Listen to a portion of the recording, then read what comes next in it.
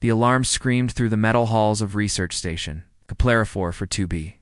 Red lights flashed on every wall as Commander Wu Jin ran toward the containment bay. His boots hit the floor hard with each step. Behind him, 6 soldiers followed with their weapons ready. "How bad is it this time?" Wu Jin asked into his radio. The creature broke through 3 security doors. "Sir," came the reply from Dr. Hansel. "It stopped at the 4th door, but we don't know why." Wu Jin cursed under his breath. This was the 5th escape attempt in 2 weeks. The beast they held in the lower levels was becoming more dangerous each day. No one knew what it really was, or where it came from. They only knew it was smart, angry, and getting stronger. The commander reached the observation deck above the containment area. Below him, through thick glass, he could see the creature. It stood 12 feet tall on 2 powerful legs. Its skin was black as space, and its amber eyes glowed in the dim light. The beast had no hair, no visible ears, just smooth, dark skin that seemed to absorb light around it. "Status report," Wu Jin ordered. Dr. Hansel, a thin man with nervous hands, stepped forward. "The neural inhibitors failed again. The creature seems to adapt to our technology within hours. Every time we try a new method, it learns to overcome it." The beast below suddenly turned its head toward the observation window. Even through the thick glass, Wu Jin felt a chill run down his spine. Those amber eyes seemed to look right through him. "Ow!" Wu Jin asked. "Useless," Hansel replied. "Creature operates on a frequency we cannot measure. Our equipment reads normal levels, but the beast clearly has mental abilities beyond our understanding." Communications officer the Jin approached. She was young, but had proven herself smart and reliable. "Sir, I've been monitoring the distress signals from the outer colonies. 3 more systems have gone dark this week. The pattern matches the previous attacks." Wu Jin nodded grimly. They had captured this creature after it destroyed Colony 7 Delta. 12,000 people had died in that attack. The beast had drained the life from every person it touched. When the military finally cornered it, the creature had fought like a demon before they managed to trap it. "There are more of these things out there," Wu Jin said. "We need to understand this one before others attack more colonies." The creature below began to pace back and forth. Its movements were smooth and careful, like a predator studying its cage. The thick metal walls around it were scratched and dented from its previous escape attempts. "Show me the security footage from the last breach," Wu Jin ordered. The Jin activated a wall screen. The video showed the creature in its cell 3 hours ago. Everything seemed normal until the beast suddenly stood up. Without warning, it struck the wall with incredible force. Metal bent outward like paper. "Watch this part," Hansel said, pointing at the screen. The creature knew exactly where to hit. It targeted the weakest point in the wall structure. On the screen, the beast continued its attack. Each blow was precise and calculated. It wasn't acting like a wild animal. It was solving a problem. It's learning our building techniques, Wu Jin realized. Every time we repair the damage, it studies how we fix things. The beast broke through the first security door in the video. Plasma barriers activated, but the creature walked through them without harm. Neural disruptors fired, but the beast ignored them completely. "All our weapons are useless," said Taeho, the squad's heavy weapons specialist. "We might as well be throwing rocks at it." The creature on the screen reached the second door. This one was thicker, made of reinforced steel. The beast examined it for several minutes, walking around it, touching different parts. Then it found something. A small gap where 2 metal plates joined together. "How did it see that?" Jin asked. "Our engineers missed that weakness during construction." The beast worked at the gap with its fingers. Its hands were large but surprisingly gentle. Within minutes, it had opened the door like someone solving a puzzle. "It's not just strong," Wu Jin said. "It's incredibly intelligent." The video showed the creature reaching the third door. This one had electronic locks and motion sensors. The beast stood perfectly still for 10 minutes, then moved in a specific pattern. It avoided every sensor and somehow opened the electronic lock. "That's impossible," Taeho said. "How did it know the sensor locations?" "It can sense electronic fields," Hansel explained. "We discovered this yesterday. The creature sees our technology the way we see colors." The video reached the part where the beast stopped at the fourth door. This door was identical to the others, but something made the creature pause. It stood there for several minutes, then slowly walked back to its cell. "Why did it stop?" Wu Jin asked. "We don't know," Hansel admitted. "There was nothing different about that door. The creature just ... gave up." Wu Jin studied the real creature below. It had stopped pacing and was now sitting in the corner of its cell. The amber eyes were dim, almost sad. For a moment, it looked less like a monster and more like a very large, very lonely animal. Sir the Gin interrupted his thoughts. Receiving another distress signal? Colony A Charlie is under attack. Wu Jin's blood ran cold. Colony A Charlie had 40,000 people. If another creature like this one reached them, it would be a massacre. "How long until our fleet arrives?" he asked. 6 hours, the Jin replied.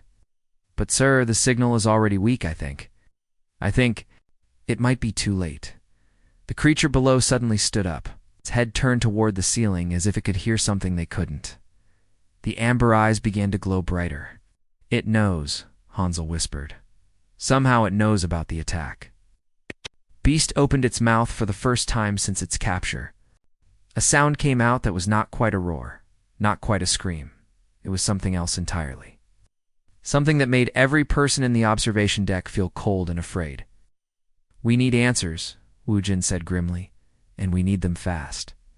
More. People are going to die if we can't understand these creatures." The alarm continued to wail throughout the station. Red lights flashed, and the creature below began to pace again.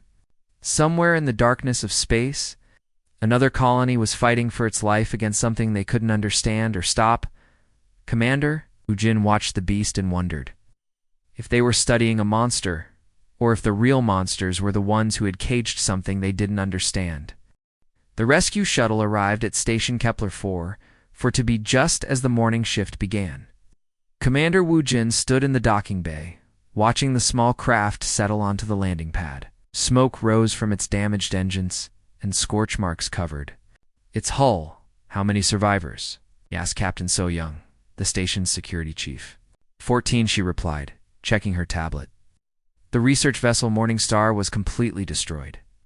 These are the only people who made it to the escape pods. The shuttle's door opened with a hiss. Survivors began walking out slowly. Most were injured or in shock. Wu Jin recognized some faces, scientists and researchers he had worked with before. They looked tired and afraid. "What happened to their ship?" Wu Jin asked. "Same as the colonies," So Young said quietly. "One of those creatures attacked them. The survivors say it appeared from nowhere and tore through their shields like paper." Among the survivors, Wu Jin noticed a young woman who seemed different from the others. While everyone else looked panicked or hurt, she walked calmly.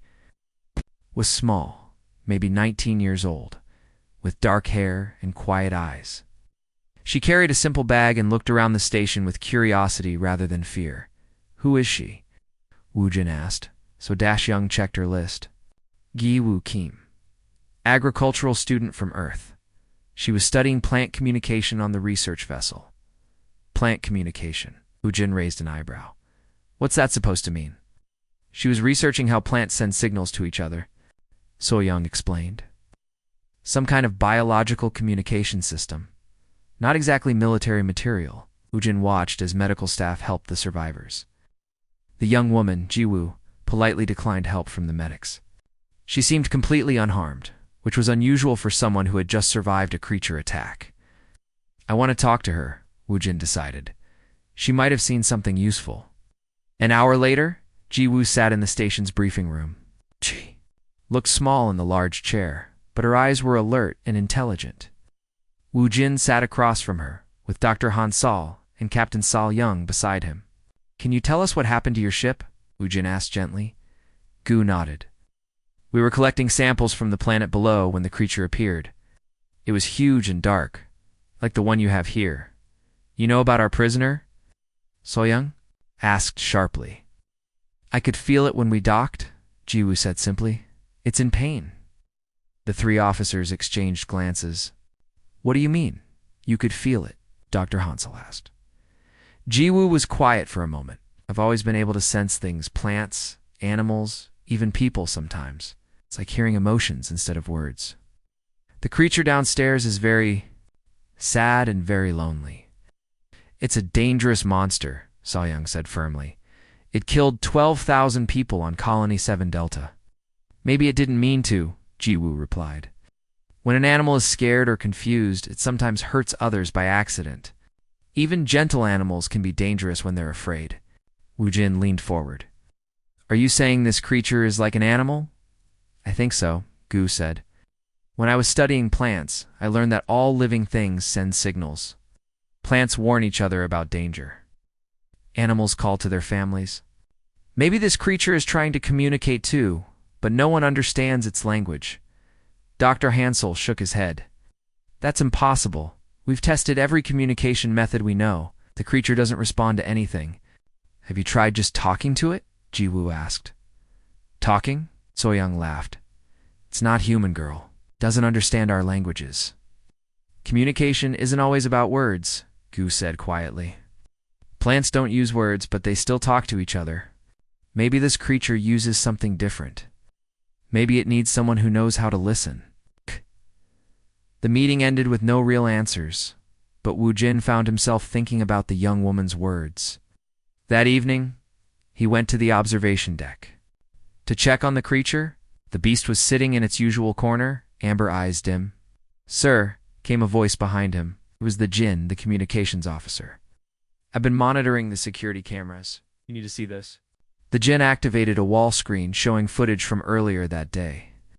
The video showed the corridor outside the containment area. Several people walked past during the day. Scientists, guards, maintenance workers. Each time someone passed, the creature in the cell below became agitated, would stand up, pace, and make low growling sounds. Watch this part, the Jin said, pointing at the screen. The video showed Ji-Woo walking down the same corridor. She was carrying her bag, probably heading to her assigned quarters. As she passed the containment area, something strange happened. The creature, which had been pacing angrily, suddenly stopped. It moved to the wall closest to where Ji-Woo was walking above. It's following her movement, Woo-Jin realized. The creature pressed its large hand against the wall, as if trying to touch something on the other side.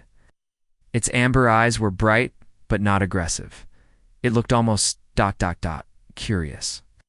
She was down there for 2 minutes, the Jin said. The creature stayed calm the entire time. When she left, it went back to its corner and sat down. Show me the other footage, Woo-Jin ordered. Everyone else who passed by. The Jin played several more videos. Guards, scientists, maintenance, workers, they all triggered the same response. The creature would become agitated and hostile. But with Ji-Woo, it was completely different. There's something else, the Jin said. I checked the power readings from the containment area. When most people pass by, the creature's bioelectric field spikes. It's like it's getting ready to fight. But when the girl passed by, the readings actually decreased. It calmed down, Woo-Jin said slowly. Yes, sir. Whatever she did, it made the creature less aggressive, not more. The next morning, Woo-Jin found Ji-Woo in the station's small garden. She was sitting quietly among the plants, her hands gently touching the leaves. The garden was a tiny space, but it helped the crew feel less trapped in the metal station. Plants here are stressed, Ji-Woo said without looking up. They can feel the fear from everyone on the station. How do you know that? Woo-Jin asked, sitting beside her. Plants are very sensitive to emotions, Ji-Woo explained. They pick up on the bioelectric fields that all living things produce. When people are afraid or angry, plants can sense it. These ones are trying to grow, but the negative energy makes it hard for them. What about the creature downstairs? Woo-Jin asked carefully. Can you sense it from here? Ki-Woo was quiet for a long moment. Yes, she said finally. It's like a plant that's been put in the wrong soil. It's trying to grow, trying to reach for something, but it can't find what it needs. What does it need? I think it needs to go. Home, Ji-Woo said simply. But it doesn't know how to get there. That afternoon, Woo-Jin made a decision that would change everything. He called Captain So-Young to the observation deck. I want to try something, he said. I want to let the girl meet the creature. Are you insane? So-young asked. That thing will kill her? Maybe, Wu Zhen said. Or maybe she's right. Maybe we've been treating a lost child like a monster. Below them, the creature sat in its corner, amber eyes staring at nothing. For the first time since its capture, Wu Jin wondered if they were the ones who were wrong. Set up a controlled meeting, he ordered. Full safety protocols. If she's right, we might finally get some answers. If she's wrong, we'll know that too. So-young shook her head but began making preparations. The girl from Earth was about to meet the beast that had terrorized the galaxy. Neither of them knew that this meeting would change the fate of two entire species. The alarm started screaming at 0300 hours. Commander Wu Jin jolted awake in his quarters as red lights flashed through the darkness. His radio crackled to life immediately. Commander, we have a major containment breach, came Dr. Hansel's panicked voice. The creature is loose in Section C. Wu Jin grabbed his uniform and ran toward the command center. The metal corridors echoed with emergency sirens and running footsteps. Crew members rushed past him, some carrying weapons, others helping injured colleagues. What happened? Wu Jin demanded as he reached the command center. System malfunction, reported Taeho, the heavy weapons specialist. Lightning storm hit the station. Power surge fried the containment controls. All security doors in Section C opened at once. Captain So-young was already coordinating the response. I have teams trying to evacuate Section C, but the creature is moving fast. It's draining people, sir. Just like on the colonies. Wu Jin looked at the security monitors. The screen showed chaos in the lower levels. The creature moved through the corridors like a dark shadow. Wherever it went, people collapsed. Not dead, but unconscious and pale, as if something vital had been drained from them. Where's the creature now? Wu Jin asked. Heading toward the medical bay, the Jin replied from her communication station. There are 12 injured crew members. There, they can't be moved. How long until we can restore containment? At least 20 minutes, Dr. Hansel said, his hands shaking as he worked at his console.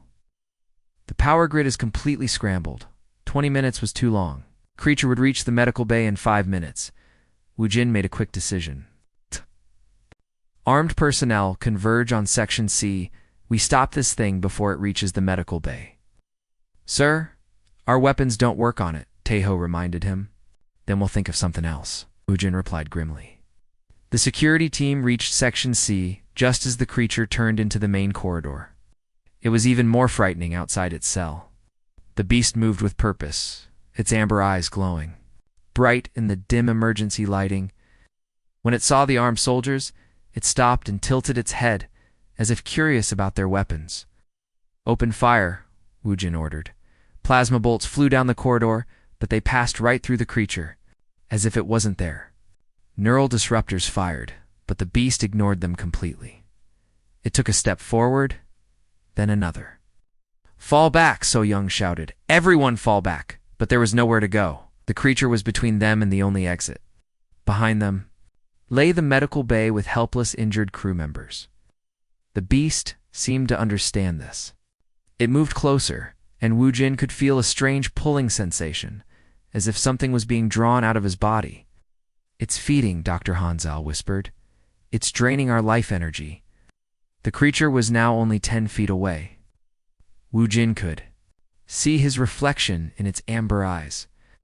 He felt weak, dizzy. Around him, his soldiers were stumbling, their weapons falling from numb fingers. Then Ji Wu appeared. She walked calmly down the corridor behind the creature, still wearing the simple clothes she had arrived in. She carried no weapons, no protective gear. She just walked forward as if she was going for a morning stroll. Get back, Wu Jin tried to shout, but his voice came out as a whisper. It's dangerous. Gu ignored him. She walked right up to the creature, which was now only 3 feet from the collapsed soldiers. The beast was so focused on draining energy that it didn't notice her approach. Hey, Gi Wu said softly. The creature spun around, surprised. Its amber eyes locked onto hers. For a moment, nobody moved. The beast stood 12 feet tall, its dark skin seeming to absorb the light around it. Ji-woo stood barely 5 feet tall, looking up at it without fear. "You're scared," Ji-woo said in a gentle voice. "I can feel it. You don't want to hurt anyone." Creature tilted its head, much like a confused animal. The pulling sensation that had been draining the soldiers suddenly stopped. Woo-jin felt his strength returning slowly. "You're lost, aren't you?" Ji-woo continued. "You're looking for something, but you don't know where to find it." The beast made a sound, not quite a growl, not quite a whimper. It was something in between, something that sounded almost like communication. "I know," Gi-woo said, nodding. "It's hard when you can't find your family. You don't know if you'll ever see them again." She took a step closer to the creature. Every soldier in the corridor held their breath. The beast could kill her with one swipe of its massive hand. Instead, it leaned down, bringing its face closer to hers. "You're not a monster," Ji-woo whispered. "You're just lonely." The creature's amber eyes began to dim. The aggressive glow faded to something softer, sadder. It looked at Ji-woo for a long moment, then at the soldiers behind her. "They're afraid of you because they don't understand," Ji-woo said. "But fear makes people do stupid things. You know that, don't you? Fear is what made you take their energy. You were afraid they would hurt you." Creature made that strange sound again, longer this time. It almost sounded like an apology. "I know you didn't mean to hurt them," Gi-woo said. "You were just trying to protect yourself." She reached out her hand slowly. The creature looked at it, then at her face. After a moment that felt like hours, the beast extended one massive finger and gently touched her palm.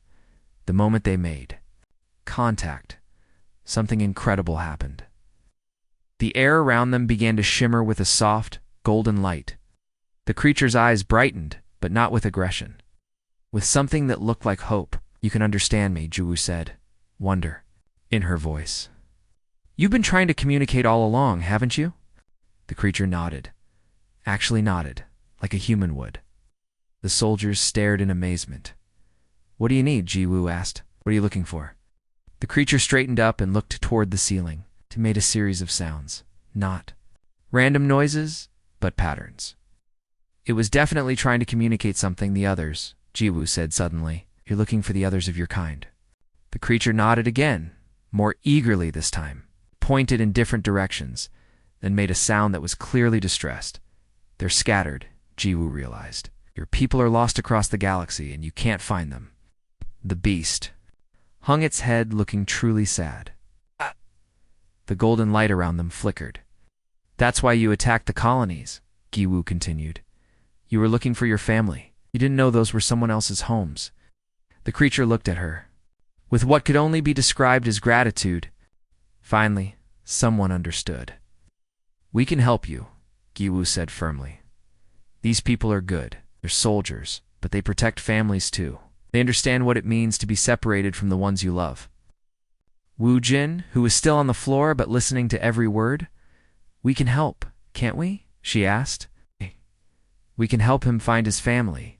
Woo-jin looked at the creature, then at the young woman who had just done the impossible.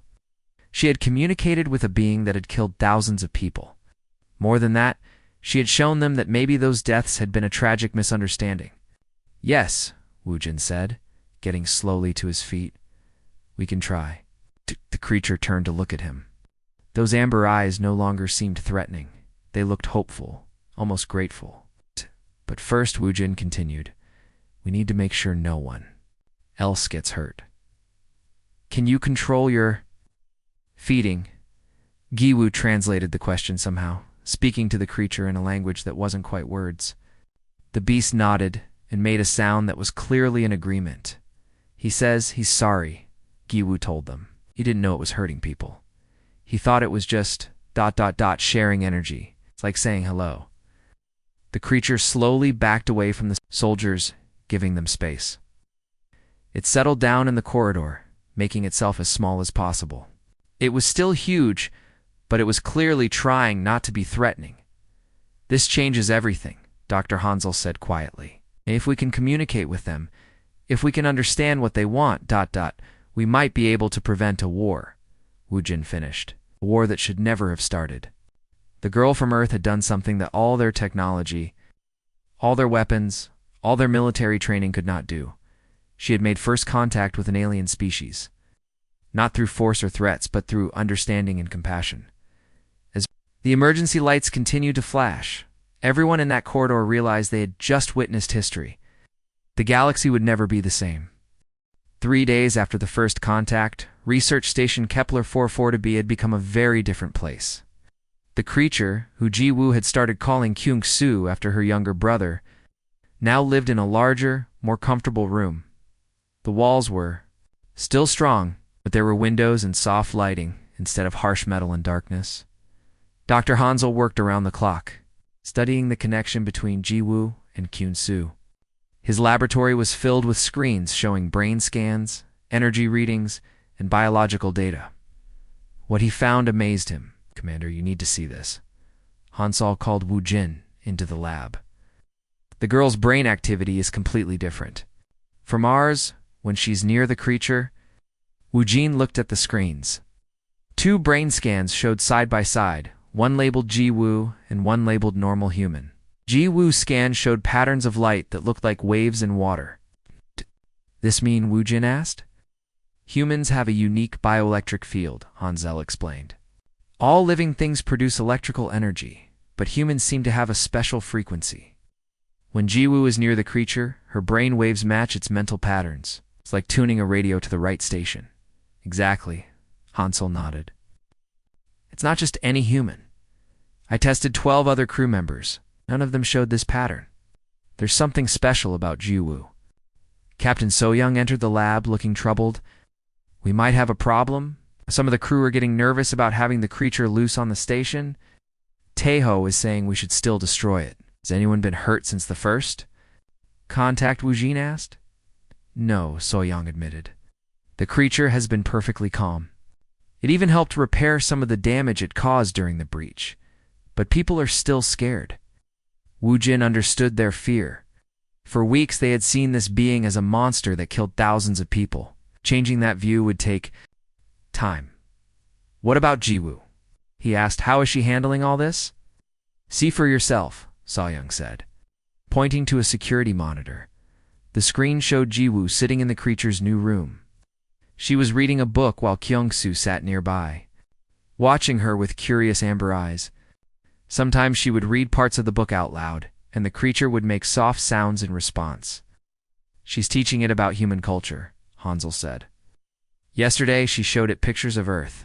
The creature seemed very interested in our forests and oceans. It's not just learning about us," So-young added. "It's teaching her too. Watch this."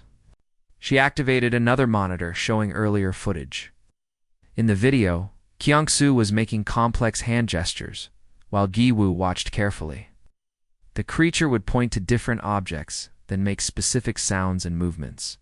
"It's teaching her its language," Woo Jin realized. "And she's learning fast," Hansel said. "This morning she translated 17 different concepts. The creature has words for things we don't even have names for." Woo Jin decided to visit Ji-woo and Kyung-soo. Himself, he found them in the new room, sitting across from each other on the floor. Gu was drawing simple pictures on a tablet while Kyung-soo watched. "How are you feeling?" Woo Jin asked Gu. "Tired but excited," she replied. "Kyung-soo has been showing me how his people see the universe, how we understand things." The creature looked up at Woo Jin and made a series of gentle sounds. Gu listened carefully, then smiled. "He says thank you for giving him a better room. He also wants to know if you're still afraid of him." Looked at the massive creature. 3 days ago, he would have said yes without hesitation. Seeing those intelligent amber eyes, he wasn't sure.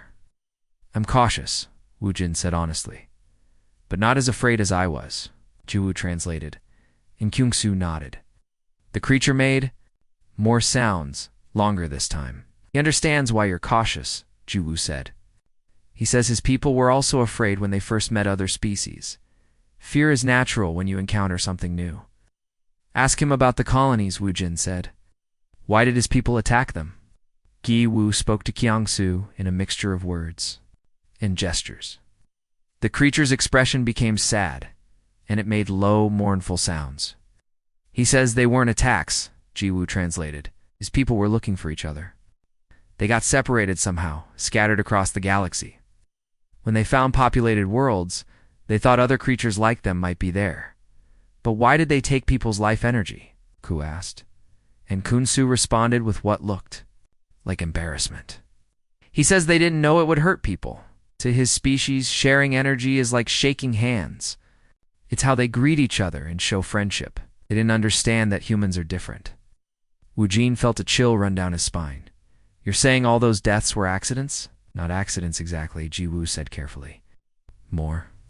Lick. Misunderstandings? Kyungsu's people don't die from energy sharing. They thought all intelligent species worked the same way. What about the ship attacks? The destroyed colonies?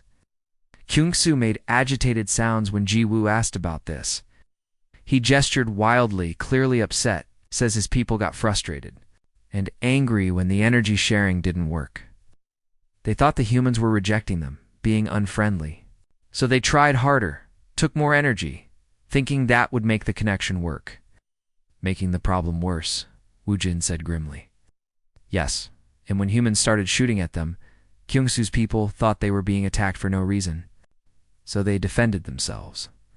The full horror of the situation began to dawn on Wujin. Two species had been fighting a war based on complete misunderstanding. Thousands of people had died because neither side could communicate with the other. Many of his people are still out there? Wujin asked. G-Wu asked Kyungsu, who held up his hands and made counting gestures. He's not sure. Maybe 40 or 50 scattered across different star systems. They're all looking for each other, but they don't know how to find their family. Without accidentally hurting more people, can we help them? Wujin asked. Kyungsu's amber eyes brightened when Jiwoo translated the question. He made excited sounds and nodded eagerly. He says yes, but we need to understand more about how his people communicate. They don't use radio or technology like we do. They use something else. What kind of something else? Jiwoo was quiet for a moment listening to Kyungsu's explanation. He calls it heart speaking. It's like telepathy, but not exactly. It's more like ... feeling each other's emotions across great distances. And you can do this? Wujin asked. A little bit, Jiwoo admitted. When I'm close to Kyungsu, I can feel what he's feeling. Sometimes I can even sense other emotions from far away. Very faint, but they're there. Dr. Hansal had been listening from the doorway. That explains the bioelectric patterns. He said Jiwoo's brain is adapting to match their communication method. The question is, Wujin said, can we use this to contact the others? Can we tell them to stop attacking our colonies? Kyungsu made urgent sounds when Jiwoo translated this. He says yes, but it's dangerous. If we contact his people the wrong way, they might think we're threatening them. They're already scared and confused. What do we need to do? Asked. We need to understand their culture better, Jiwoo said. And we need to be very careful about how we approach them. Oh, wow. One mistake could start a real war. That evening, Wujin called a meeting with his senior staff. The room was tense as he explained what they had learned. So you're telling us that all these attacks were basically giant misunderstandings? Taeho asked, his voice full of disbelief. That's What it looks like, Wujin confirmed. Thousands of people are dead because of misunderstandings, Choyang asked. Yes, and thousands more will die if we don't figure out how to communicate with the rest of them. Taeho stood up angrily.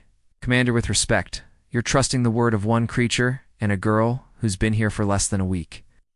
How do we know they're telling the truth? Because Wujin said calmly. The alternative is that we continue fighting a war against an enemy we don't understand. Based on what we've seen, they're much more powerful than we are. The girl could be wrong, Taeho insisted. Maybe. The creature is lying to her. Then we test it, Dr. Hansel said. We study their communication method. We learn how to talk to them properly. If they're lying, we'll find out. out. And now. And if they're telling the truth? The Jinn asked. Then we've discovered something amazing, Wujin said. We've found a way to turn enemies into allies. We've learned that sometimes the greatest weapon isn't a gun or a bomb. Sometimes it's just understanding. The meeting ended with more questions than answers, but Wujin felt hopeful for the first time in weeks. The girl from Earth had shown them that communication was possible. Now, they needed to learn how to use it to save both species from a war that should never have started. Outside the meeting room, Shwu sat with Kyung-soo, teaching him human words while he taught her the heart speaking of his people. Neither of them knew that their friendship was about to change the fate of the galaxy. 6 months after first contact, the galaxy had changed forever. Research Station Kepler-4 for Tubi was no longer just a military outpost. It had become the Galactic Communication Center, where humans and Whisper-Touched worked together to prevent misunderstandings. That could lead to war. Gu stood on the observation deck, watching 3 Whisper-Touched move gracefully through the zero-gravity training area. They were practicing how to interact with different species without accidentally draining their life energy. Kyung-soo was teaching them, his patient gestures, showing them how to control their natural greeting response. It's hard to believe they were. Considered monsters just a few months ago, Commander Woojin said, joining Ji-woo at the window. They were never monsters, Ji-woo replied. They were just lost children trying to find their way home. The past 6 months had been challenging. The first rescue mission to contact other Whisper-Touched had nearly ended in disaster. The lone creature on Colony 12 Bravo had been so desperate and confused that it almost attacked Ji-woo before Kyung-soo could calm it down. But once communication was established, the relief and joy from the reunited beings had been overwhelming. How many have we found now? Woojin asked. 34 G, Wu said. 3 are still missing, but we think they might have faded already. When Whisper-Touched are alone too long, they lose the ability to maintain their consciousness. Dr. Hansol approached them, carrying a tablet full of data. The latest tests are remarkable, he said. We've successfully trained 12 humans to communicate with Whisper-Touched. Not as well as Ji-woo, but enough to prevent dangerous misunderstandings. What makes some humans better at it than others? Woojin asked. It seems to be related to empathy and experience with other living things, Hansol explained. People who work with animals, plants, or who have strong emotional connections to others learn faster. We think it's because they're already used to nonverbal communication. Captain So-young joined their group. The Galactic Council meeting is in 2 hours, she reminded them. Are you ready for the presentation? Gu nodded, though she looked nervous. Today, she would address the leaders of 47 different species, explaining how the Whisper-Touched could become allies instead of enemies. Remember, Woojin said, just tell them what you told us. The truth is powerful enough. The council meeting was held in the largest conference room on the station. Representatives from dozens of worlds sat around a massive circular table, their translators humming softly as they converted different languages. At the center of the table was a holographic display showing the locations of Whisper-Touched across the galaxy. The question before us today, announced the council chairman, tall blue-skinned alien named Vex9, is whether to classify the Whisper-Touched as a threat to be eliminated or as a species to be protected. They've killed thousands of our people, argued Representative Zalmar from the Centauri Federation. How can we trust them? Because they didn't know they were killing anyone, Ji-woo said, standing up. Imagine if you tried to shake hands with someone and they died from your touch. You'd be horrified, wouldn't you? But they continued attacking after the first incidents, another representative pointed out. Because they thought we were rejecting them, Ji-woo explained. In their culture, refusing to share energy is like spitting in someone's face. They thought we were being deliberately insulting. Kyung-soo, who had been sitting quietly beside Ji-woo, made a series of sounds. Ji-woo listened, then translated. Kyung-soo says his people are deeply sorry for the deaths they caused. 8. They want to make things right. They're offering to help protect colonies from other dangers in exchange for help reuniting with their scattered family members. What kind of help? Asked Representative Yildena from the Outer Rim Alliance. Gi-woo asked Kyung-soo, who responded with excited gestures. The Whisper-Touched can sense things across great distances, Gi-woo translated. They can detect space pirates, hostile fleets, even natural disasters like solar flares or asteroid impacts. They want to use these abilities to help protect the colonies they accidentally harmed. The council room buzzed with interested conversation. Early warning systems for threats would be incredibly valuable. But can we trust them? Representative Zalmar asked again. How do we know they won't turn on us? Because they're not like. Wu said simply. The whisper touched. Don't think in terms of conquest or territory. They're more like a family than a military force. All they want is to be together and to be understood. Dr. Hansel stood up.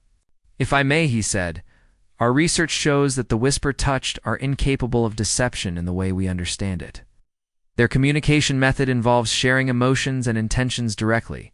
They literally cannot lie during heart speaking. What? About their attacks on our ships? Another representative asked. Self-defense, Gu answered. When you're lost and scared and someone starts shooting at you, you fight back. But now that they understand we're not enemies, they've stopped. Attacking completely? Chairman Vex9 leaned forward. Young lady, you're asking us to trust a species that has caused enormous damage to our colonies. Even if their intentions were not malicious, the results were devastating.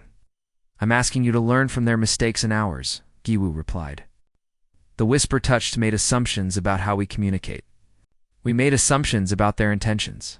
Both sides were wrong, and people died because of it.